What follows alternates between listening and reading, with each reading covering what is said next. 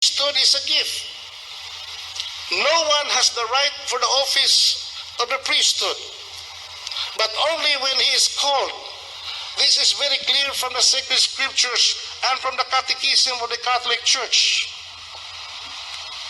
In Hebrews chapter 5 verse 4 it says, no one takes the honor of the priesthood upon himself, but only when called by God, just as Aaron was. So nobody can claim that he has the right to be ordained priest.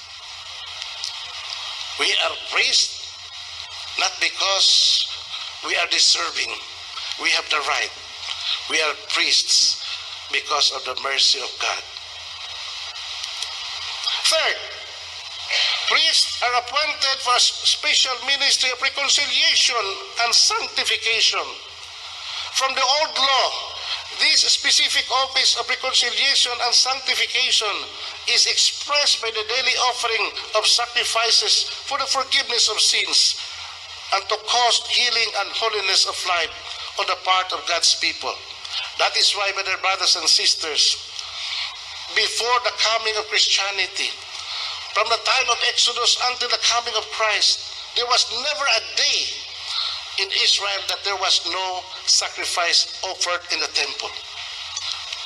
Because that is the office proper to the priests to offer sacrifices in behalf of men for the forgiveness of sins and for their own sanctification. The fourth, and this is very important, that there is a distinction between Old Testament priesthood and that of the New Testament priesthood, as was being elucidated by Father Abi kanina.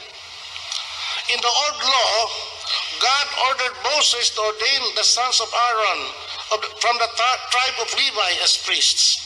Chapters 8 and 9 of the book of Leviticus tell us how this rite of ordination was conducted and how the office of the priesthood be carried out in the offering of sacrifices, which was the central and the main function of the Old Testament priesthood. But we all know that this priesthood of the Old is just a foreshadowing and a prototype of the one true priesthood to come, the priesthood of Jesus Christ. The letter to the Hebrews testifies to the fact that the Old Testament priesthood is imperfect, since it was only a preparation and foreshadowing of the coming of the one true priest who would offer a true and lasting and perfect sacrifice to God. Now, this one and true priest in the New Covenant fulfilled the Old Testament in the person of Jesus Christ, whose bodily sacrifice on the cross fulfills and perfects the animal sacrifices of old. Both in the Old and the New Testament priesthood implies two integral realities. What are the two realities? The person of the priest and the sacrifice that he offered daily. Thus, the institution of the priestly office is primarily to offer sacrifice. The reason why priests are being ordained from the Old Covenant and until today to offer sacrifices. Because to offer sacrifices is primarily a priestly act. It is the existential goal of his being a priest. It is the goal why he is constituted a priest of God, to offer sacrifice for the forgiveness of sins and for the sanctification of God's people. Now, since Christ is the main focus of this topic, may I ask, ito ang tanong ko.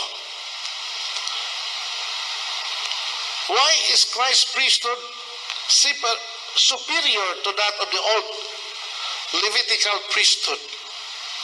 In what way do we understand Christ as priest?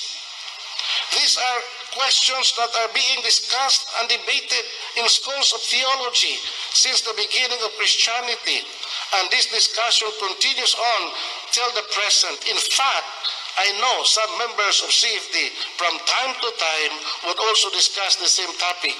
The topic is whether Christ is a priest. Totoo bang pari si Kristo? Paano si Kristo maging pari? Na hindi naman siya, he does